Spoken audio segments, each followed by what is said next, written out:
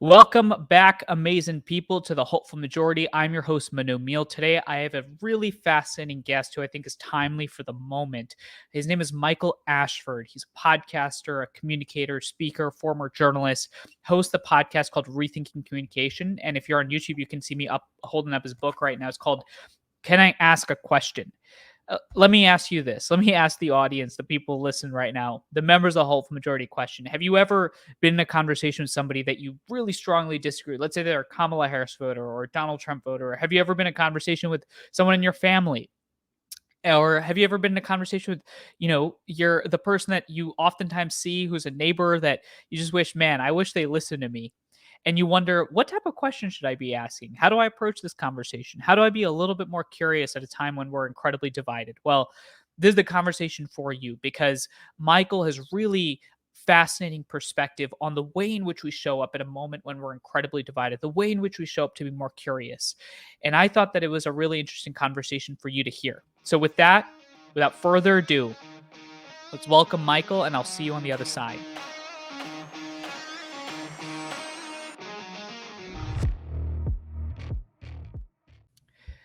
Michael Ashford, welcome to the Hopeful Majority. Manu, wonderful to be here. Thank you so much for having me, man. Good to connect. So, I did your podcast last year. You reached out, and I think you reached out the perfect time because you've written a book called Can I Ask a Question?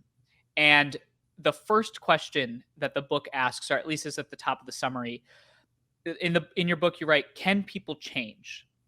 That's right. Can people change? I take the approach that I think we can do nothing but change. And I think people are changing all the time. The fact that I have asked that question of hundreds of people, do you believe people can change? And never once have I been told no. I think people understand that change is inevitable. Change happens. I don't think we're all that scared of change. I think we're scared of the ramifications of change. We hear that cliche all the time, like people are scared of change. I don't think that's true. I think it's what we're changing for and who's trying to change us or how's that change going to happen that tends to be the sticking point. But absolutely, people can change. I see it all the time. And the numerous people that I've had on my show that I've interviewed, people like you, have only confirmed that in my mind. So I'm sure you can understand somebody that's listening to this conversation that takes the sort of the critical perspective, which is, can people change? I guess so, but I've never seen it in my daily life. That person that I've wanted down the street that I have an argument with every morning just will not change their mind. I am right. Why won't they get there? What's the issue? Or you apply that to our political moment right now, right? I can imagine somebody listening to saying, there's no way that somebody can change their mind. Otherwise, we wouldn't be so, divided as a country. How do you respond to that skeptic? You are trying to force change in an area where you don't have the power or the control or the authority to do so. Most often. For the most part, I think we're all seeking to change others through force or some type of power control, when we all know, I think deep down inside, that's not how change happens. I don't like to be told that I have to change. There's numerous examples of people who have gone to their doctor and their doctor says, you're going to die unless you stop eating this and you start exercising. And they don't do it because that doctor told them they had to. And it wasn't their decision. It wasn't their choice. They didn't have the autonomy. And to change in that moment would be admitting that they were wrong, stupid, that they were a fool for living or believing like they used to believe. And so what you've done in that instance where you look at your neighbor down the street and say, well, they're an idiot because of how their political beliefs, why don't they just change? You've never given them any sort of a space to figure that out for themselves. And they see you simply as just trying to force that upon them. So consider the ways that you're trying to bring about change. Might be my advice there. So I assume that your perspective would be that the way in which you show up to a conversation, which is in a more curious mindset, in a way in which you're trying to ask questions, right? And you're trying to get at who the person is, trying to understand the experience. Would you say that that sort of approach, that mindset, is something that is more amenable to helping somebody change? Essentially, how would you actually go about creating the conditions through which you could help someone, let's say, change their perspective, change their Yeah. views, or should that even be the goal? That's a great point that you just made there, Manu. Like, I don't know that that necessarily should be the goal. I think that's an outcome change. Now, it might not be the change that you ultimately want. Like, we so often have this. Dan Vallone, I Mhm. write about him in the book. He talks about this all or nothing approach to change, and this approach where either a total victory fallacy, I believe is how he put it. Either you change and you fully become and believe what I believe, or it's nothing at all. And so when we go into conversations believing that you have to 100% and fully believe and align with what I believe, that just isn't going to happen. That's a fallacy. That's a logical fallacy. Mm, Simply the makeup of our human experience would tell you that that's not possible. Your lived experience versus mine would make it just not possible. And so I think the approach to going into, and what I've heard from so many countless others that do this work, is that if you go in trying to find common ground, if you go in trying to find understanding of that person's perspective, how they came to their beliefs, what experiences in their lives would have deviated them from the path that you went down. One of my favorite stories in the book, Manu, was Corey Doc Yeager. He and I both grew up in Kansas, mhm, in small towns in Kansas, and we both played on parks in those small towns that have an old abandoned steam locomotive engine on them. But if you think about my experience as a white, middle class, Midwestern guy growing up in small town Kansas, and Doc's experience growing up in small town Midwest Kansas as a black man, as a member of the only black family in town, just that experience of our playground, the playground that we envision in our mind, and how we interacted with those people there, and the ways that other people perhaps treated us. Think about how that would influence you as a child, and how that would continue to grow and shape your worldview. Understanding, man, understanding where that person is coming from, how they came to their beliefs. I would bet if we went into more conversations looking for understanding, not agreement, that we would understand that we're probably way closer to each other on what we agree on than it first appears. it feels like when oftentimes, so when I'm on college campuses, right, and we're talking to young people and college students and high school students. And by the way, if you ever want to have if you ever want somebody, and you've got kids, so you know Yeah. this better than I do, if there's if you ever want somebody to tell you all the things that you're doing wrongly in the world, go talk to a young person, go talk to your child, go talk to some ambitious college student thinks they're going to change the world, right? So you have that conversation with them. You say, hey, look, you should have conversations and dialogues not for the purpose of seeking agreement, but for the purpose of understanding.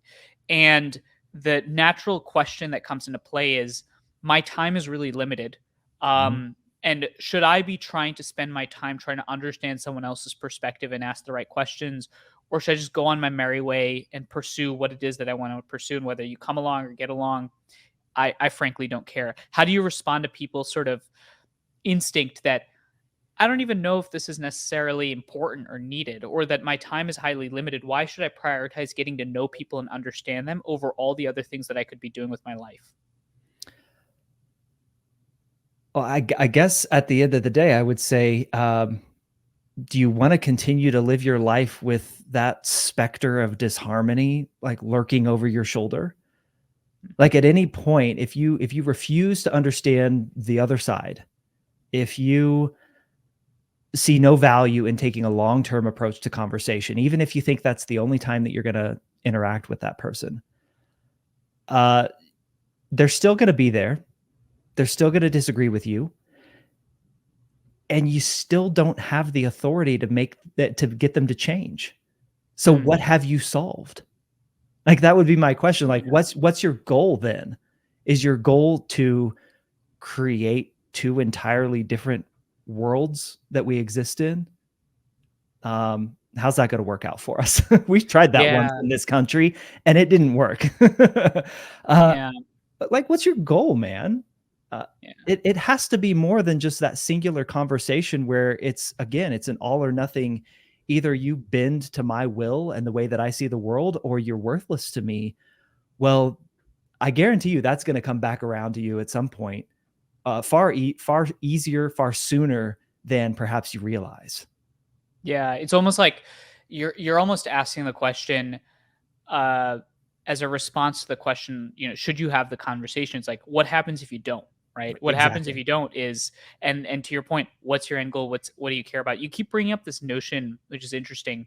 Do you have the authority to create change? Right? So when I hear that, what I think of is, if the person that I'm talking to is my parent, right? They have a greater authority to inspire change within me by asking the right types of questions than, let's Yeah. say, a stranger. Mhm. Is that what you're getting at? And so is the logical conclusion that us as neighbors, we don't necessarily have any necessary authority over the other to inspire change? That would just be weird, right? Yeah. So within that framework, it's like, how do you pursue those questions and that capacity to get someone to see your viewpoint? Is that what you're referring to? A little bit. Yeah. I mean, I think of, to use your point, like, I'm a parent, so I Mhm. have the authority to get my kids to change their behavior. Yeah. I can. Do they listen? Do they listen? Do they like me at the end of the day? Like, come on. Um, that remains to be seen. And will it be a behavior change that lasts the rest of their life? I don't know. Will my will my ways of bringing about change through control put them in therapy when they're 25, 35 years old? Like, Yeah. yeah, I, as a neighbor, don't have authority over my next door neighbor if they're doing something in their front yard that I don't like, and putting up garden gnomes, and it's against HOA rules. So yeah, I could go join the HOA, but then what happens if I need my neighbor to pick up my mail one day? They're not going to do Mm, it. Like, so my favorite quote on this, and I always turn the question back to people and be like, think of yourself and how you like to experience change. Like, my favorite quote is from John C. Maxwell, and he said that people change for four reasons. They change when they hurt enough that they have to, when they see enough that they're inspired to, when they learn enough that they want to, and when they receive enough that they're able to. Now, dude, one of those things is not like the other. Like, nobody wants to be hurt to change. Nobody wants to, and that's another way of saying forcing people to change. Like, mhm. make it so horribly uncomfortable for that person that they just either acquiesce or they ride off into the sunset with their tail between their legs. Like, Yeah. that's not how real change happens, and we all know it, because that's not how we want to change. But we do like to be inspired. We do like Mm, to learn new things, and we do like to receive gifts. We'd like to receive new information, as long as it's not couched as "I'm better than you" information. So that's the authority that I'm talking about. What do we have authority, or do we have influence? That's what Kwame Christian, the podcaster who hosts the show, Negotiate Anything, that's what he taught me. The question to mm. ask is, do you have authority or do you have influence? And which one is actually going to produce the change that you want? That's so interesting. Do you have authority or do you have influence? And I'm sure, I mean, there's historical examples for, I mean, essentially, if you extended that dichotomy fully out, uh, yes, you could create change through being a dictator or being an authoritarian, Yeah. and alternatively, you could create change through a democracy, right? Through effective influence, through relationship building, which takes time and it's much longer. Yes. And yet the question becomes, which change is more transformative or long lasting, right? Mhm.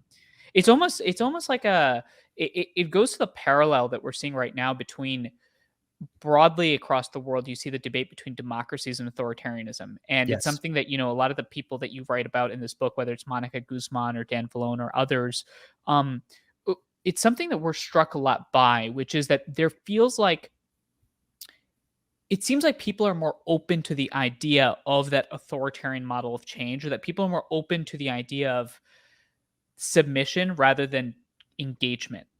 Um, but yet you offer a more optimistic view on this, because you started this conversation saying, I think people can change. In fact, that I think people have the influence to help people understand and build relationships. So how do you think about, and do you see people actually being resistant to curiosity because it's just difficult? It's just Yeah. annoying to engage in, you know?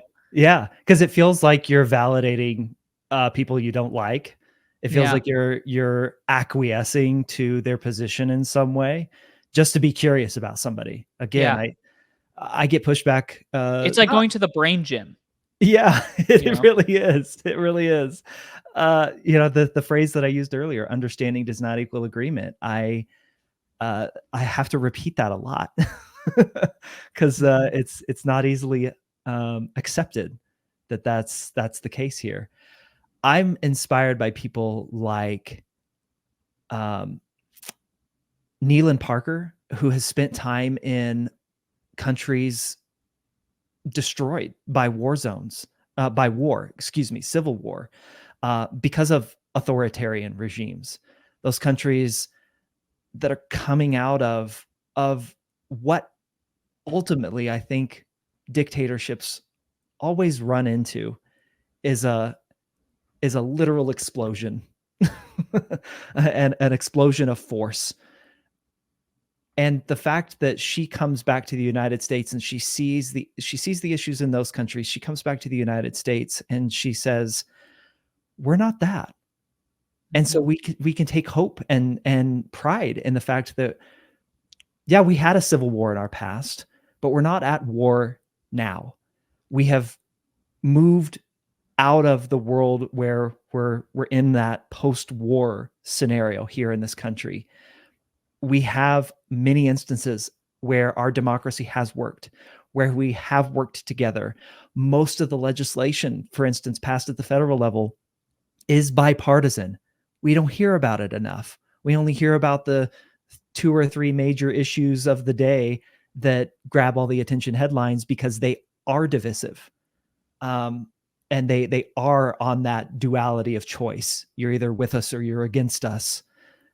But I look at Neelan and see that she grew up in a place in the South that was heavily affected by the Civil War, and the ramifications of that are still felt today.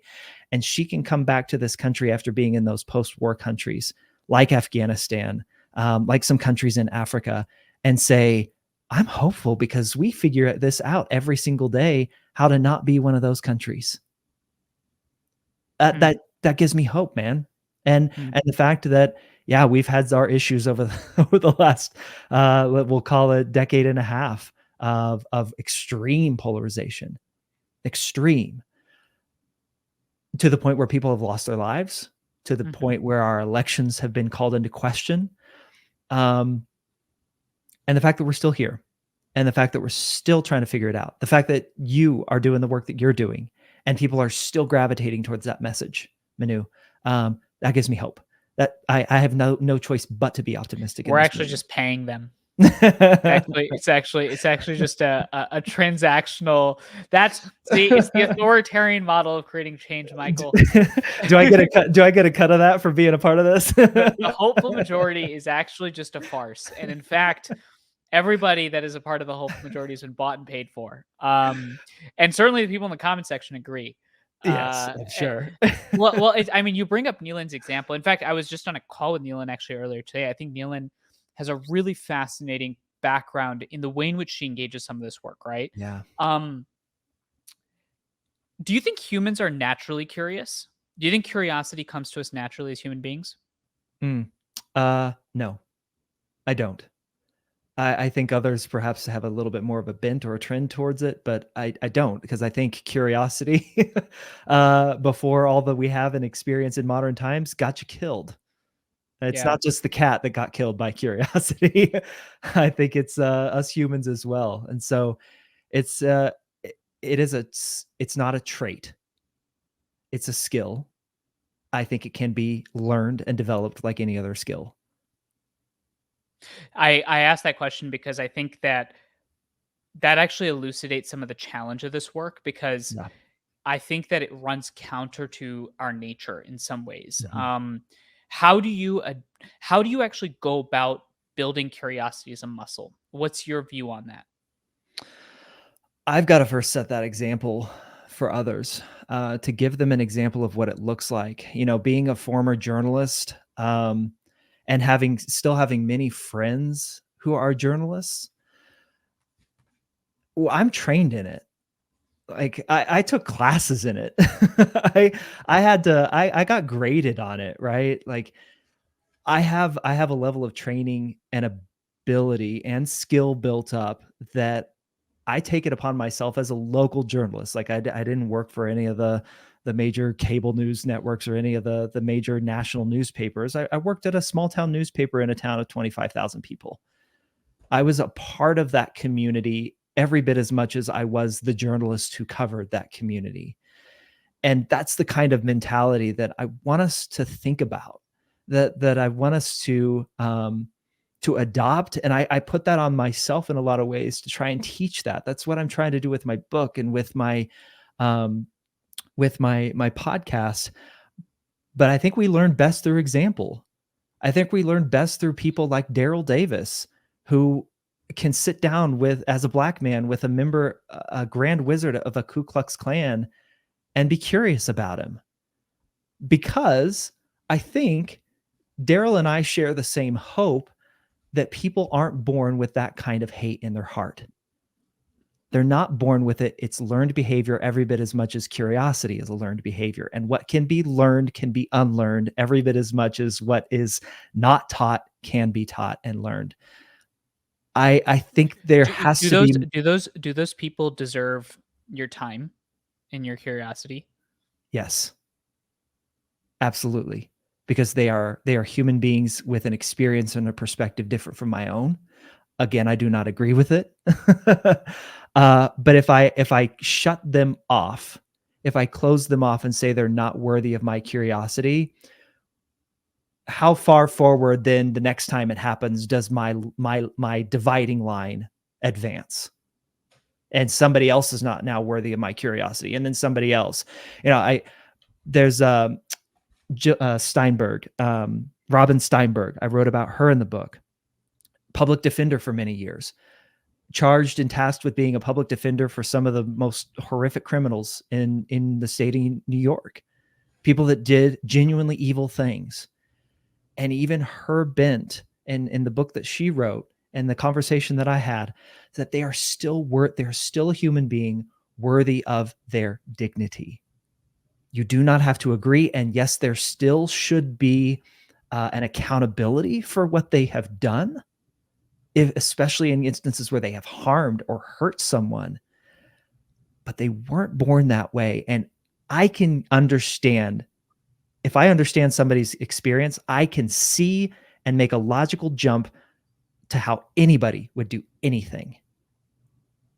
Mhm. And I understand too, Manu, that I hold that ability within myself too, to do horrific, horrible, awful things.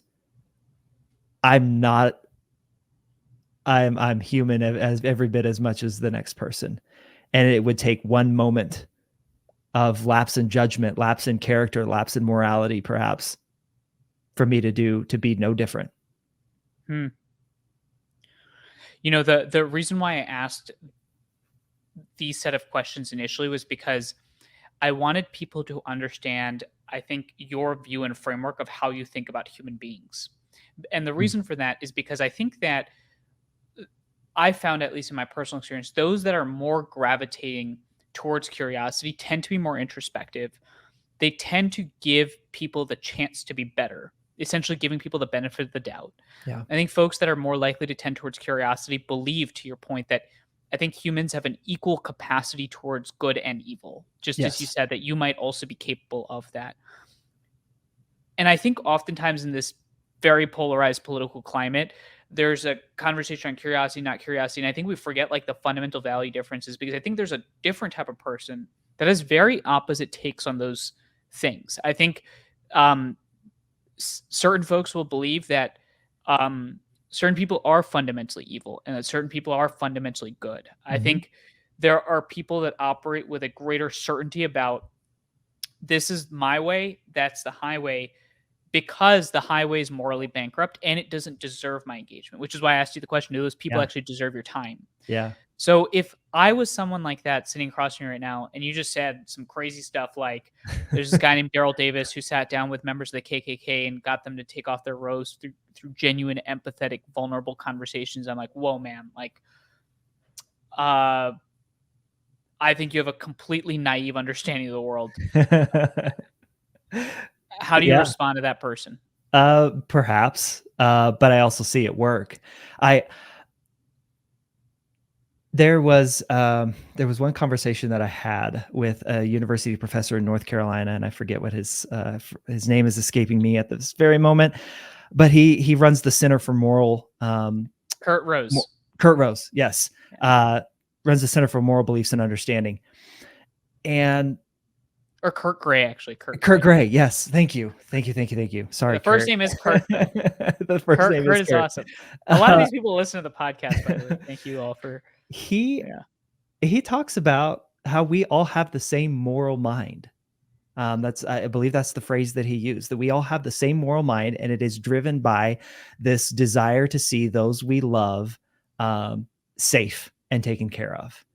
And that can get into some really warped Mm, places and spaces, and that can go into some really altruistic places and spaces. But if we start there as, look, every decision that we make is driven by that morality start point, uh, then again, I think we can divert our curiosity to, let's understand the points where we began to diverge. And again, truly evil behavior doesn't mean no consequences if you just understand it and understand the roots of how it came out. But I don't think it's naive to think that people can unlearn that stuff, because I see it happen.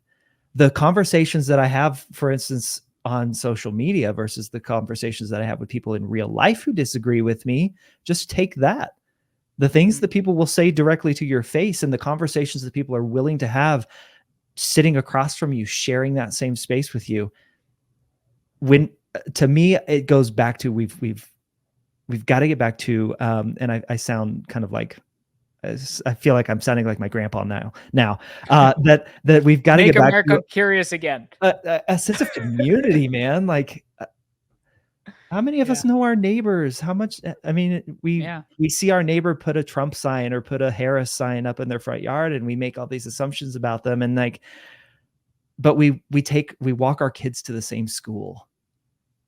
Like, we're a part of the same HOA in the same community. Where we share so many common bonds and characteristics. And in the instance of me and the other parents on the street walking our kids to the same school, that kid that we're walking to the school, we want what's best for them. That is our goal. And I think, man, if we could figure out a way to like point our vision and our curiosity towards that, it would make it not seem so hard. Even though I fully admit it's really freaking hard. Mhm, mhm. It's really But hard. well, there's something that you elevated from uh, Professor Gray at UNC that we all have the same moral mind, which is an interesting way to think about it. Because if you assume that you're born with basic moral conditions, like we all want to live in a safe neighborhood, right? Or we all want a family that does better than ourselves. Um, that we all want to be heard in some way. That we've got these like basic human impulses. Then you find a value common ground that then you can work off of, right? Mhm. That's what I hear you saying. Yeah. Um, the question becomes that it's obvious we also live in a world where even if you have those similar moral underpinnings, you arrive at very different conclusions about the way Yeah. that the world should work, right? Like, Yep. I my mind goes to like somebody evil like Adolf Hitler, right? Mhm. Yeah, I'm sure Kurt would argue, and a lot of philosophers would argue that might have had a similar moral mind, in some ways, and yet arrived at very different, very vile set of conclusions. And so I know this is not maybe out of your purview a little bit, but like I sometimes wonder what causes humans to end up on different moral journeys, even if we start off with similar platforms and foundations. I can venture a guess. I happen to think it is a loss of connection, a loss of connection to people, and in some way, shape, or form, that at some point in their life, they were made to feel less than by somebody really important to them. And if somebody who's that important to me makes me feel less than, or if something that I care about is made to feel less than, then what happens when somebody who doesn't like me or doesn't know me or doesn't like care about me in the same way that this person cares about me or was supposed to care about me? What happens when they disagree with me? What happens when they see the world differently? What happens when they want a different outcome? Well, it's really easy then to further disregard them, and not just further disregard them, make them out to be an enemy, make them out to be the other, the vermin, Mhm. the lice, all these things that make them less than, because you feel like you've lost your worth, right? I mean, that kind of feels like that's what it comes down to. Like you don't feel worth in the eyes of other people, and so you you lash out.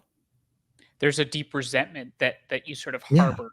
It's interesting that you posit sort of like social isolation, like social it's almost a social condemnation in different ways as ways that harden you towards moral actions that are just, fundamentally evil because it's almost like you're lashing out on the world, right? Mhm. That's at least what I'm hearing. Yeah. So let's say you encounter, um, I mean, uh, if we pivoted off of the last question, the Surgeon General is uh, said that the national epidemic in the United States is loneliness, right? Not Yeah. healthcare, or not heart disease, obesity, diabetes. It's loneliness. So when you think about our communities, you think about the people that we interact with, the folks that we engage with, your kids, right, who are growing up in a very technological age and technological environment. Um, how do you approach people that might be experiencing loneliness or that are fundamentally operating from a place of resentment? What type of questions should we be asking? How do we sort Mhm. of break through, right? Create that sort of beachhead. I put that question back on myself first, and I ask myself, what part can I play here in helping out? What resources do I have to make this better for someone else?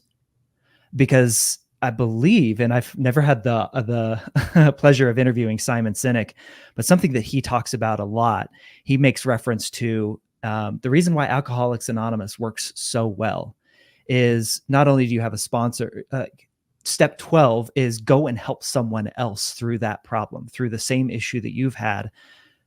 Go and help someone else, be that sponsor for someone else, be that support system for someone else to go through the very same, to get through the same thing that you yourself have experienced.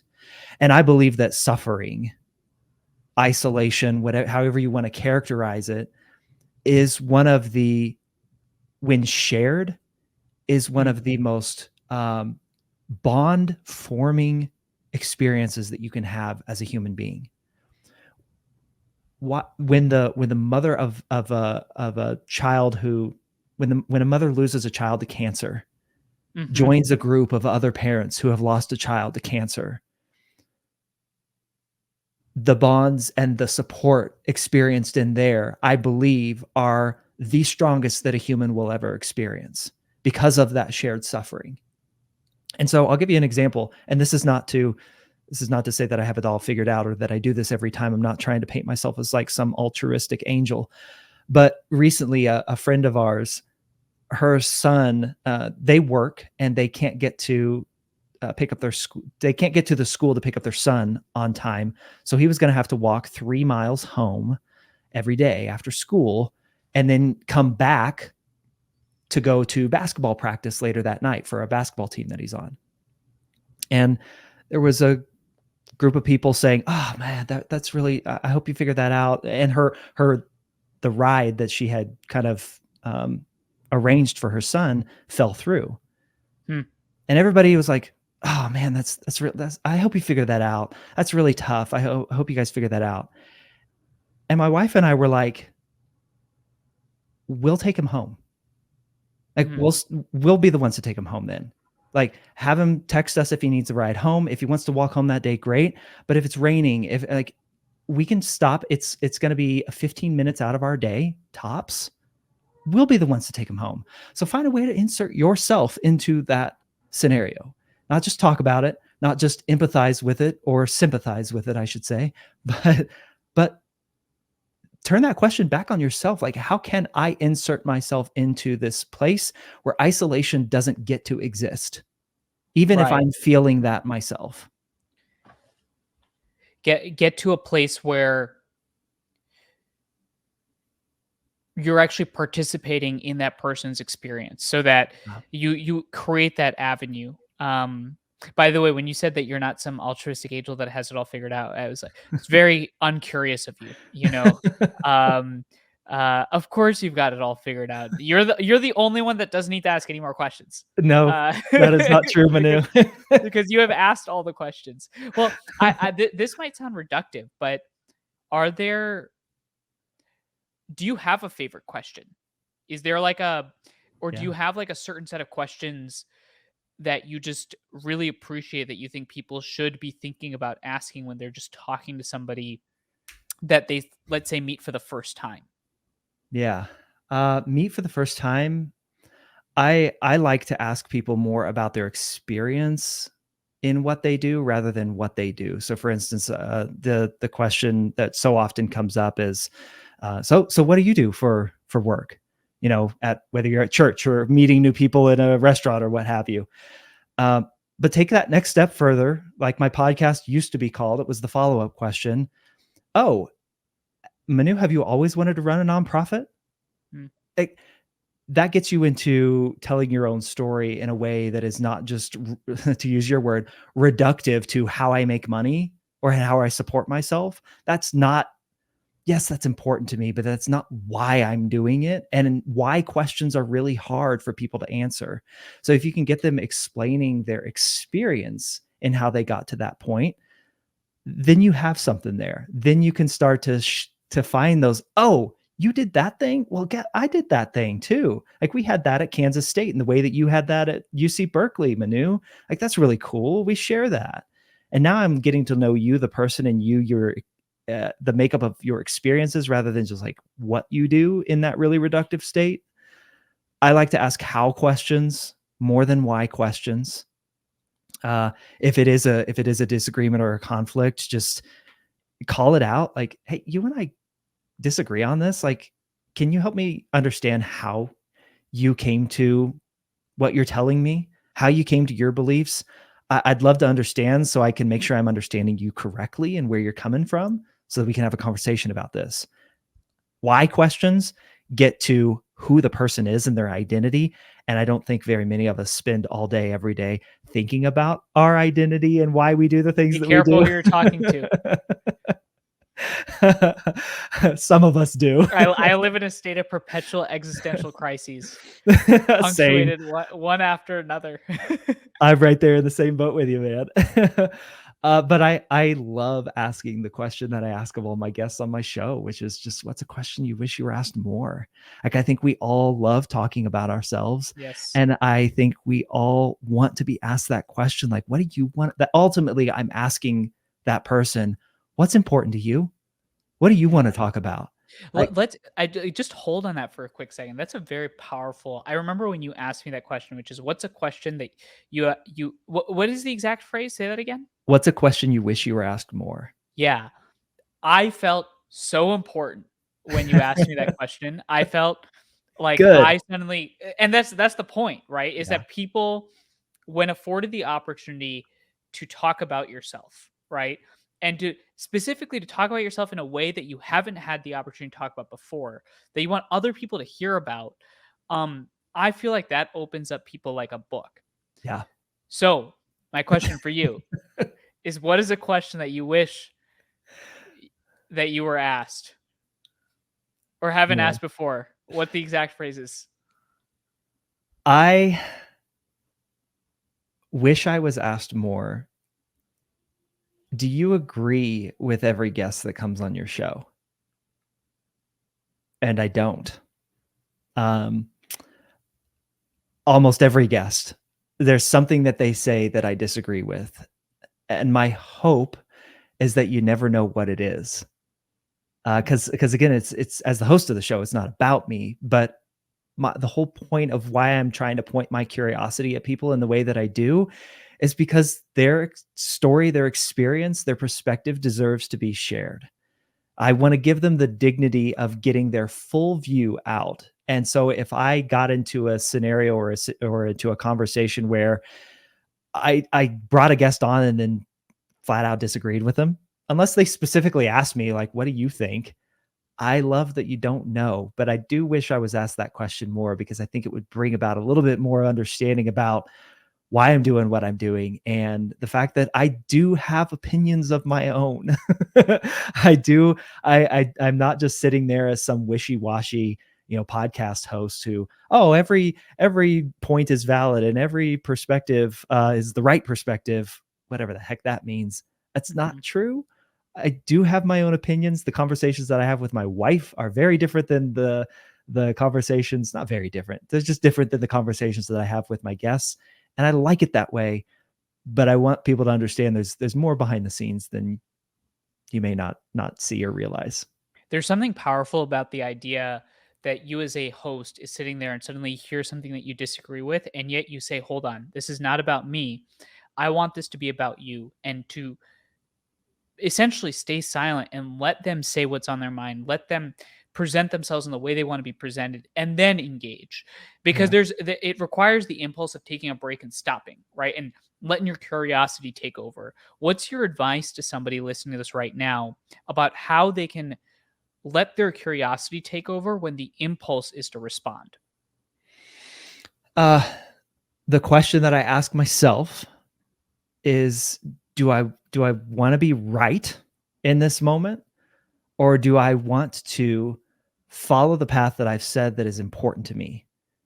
And to me, the thing that I've said is important is understanding, curiosity. For somebody who's that's not their path, I think it comes down to again what we were talking at the beginning. Like I go back to this question of like, okay, what's my goal here?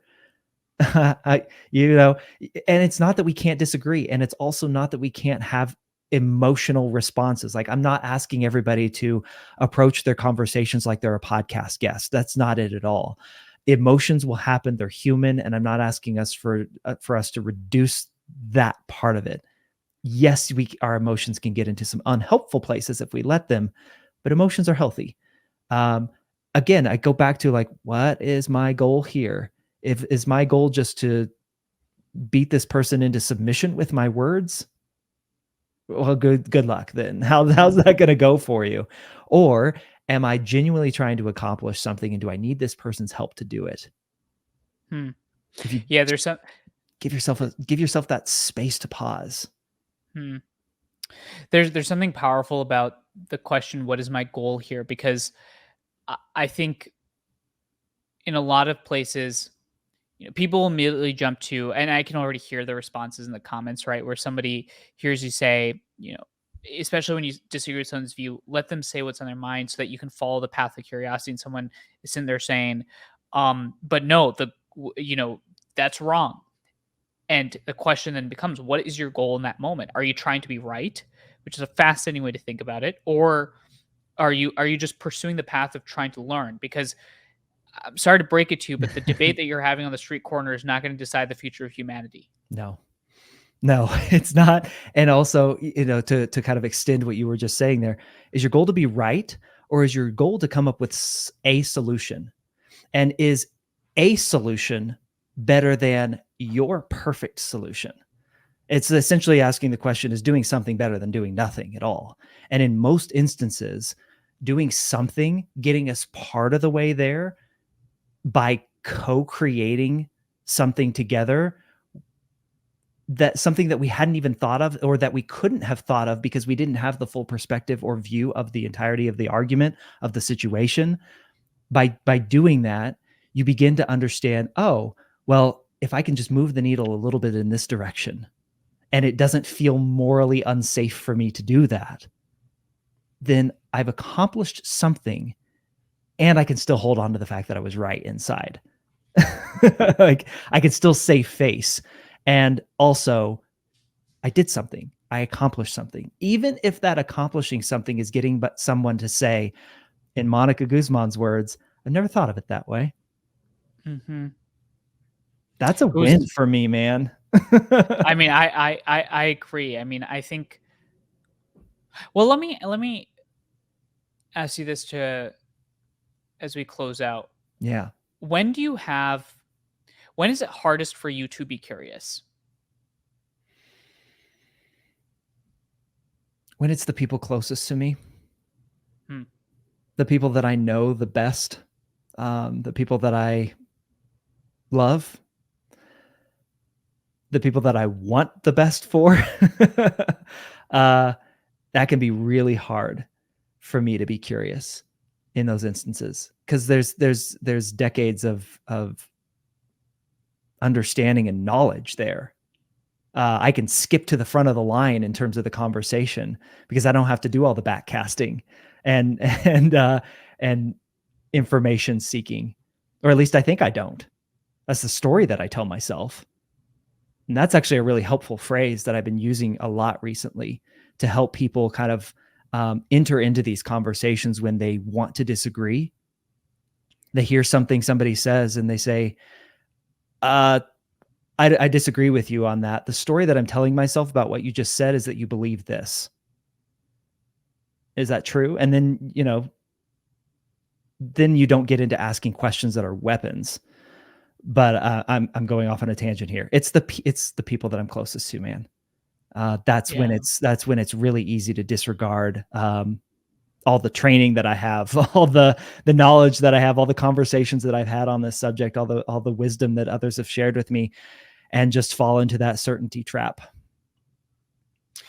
Yeah, I can almost imagine someone that is more skeptical of your view on curiosity suddenly feeling heard, because I think essentially what I at least hear you saying is that the hardest time for me to be curious is when I have deep conviction about Mhm. something, and for you that manifests in your closest relationships.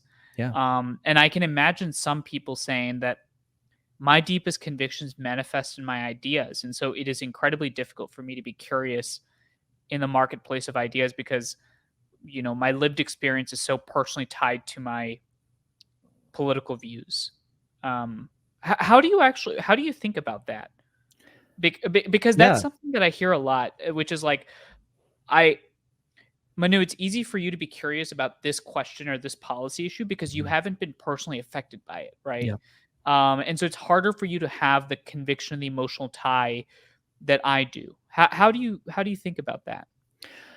It goes back to change. And this is a really important point here, man. If your goal is to change someone, and understand that that can be a goal that you have, are you are you setting yourself up to have a better argument for or against what you're arguing for or against by understanding how the other side sees it? Like, if you're going to speak that language, and you should want to speak that language because that's the language that they're using, that they're going to actually hear. If you're going to speak that language, if you're going to offer up a rebuttal to a different idea, don't you have to know what you're arguing against as well?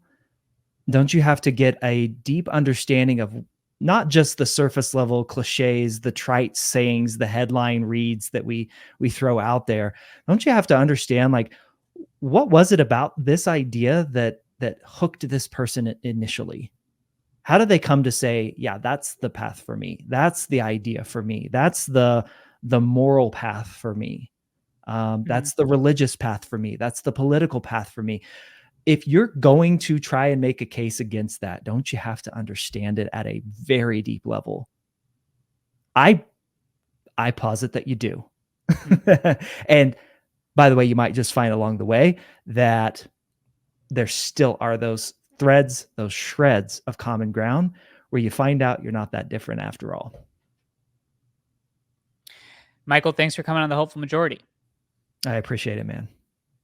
Thank you so much, Michael, for coming on the Hopeful Majority. I really appreciate that conversation. I hope you listened and appreciated the conversation. I hope it gave you at least some insight. It certainly did for me in terms of how to be a little bit more curious in very difficult moments. Look, if you're on YouTube, like and subscribe. If you're on Spotify or Apple, leave a review. Every Monday, we come at you across these content platforms because the goal of the Hopeful Majority is ultimately how do you elevate nuance at a time of incredible outrage? How do you ask those questions that I think allow us to actually bridge our differences? And I think that conversation, at least for me, taught some insight into how to engage. And if you appreciated the show, I'll see you next week because we're going to build this hopeful majority together week by week. Thank you so much for listening. I'll see you around.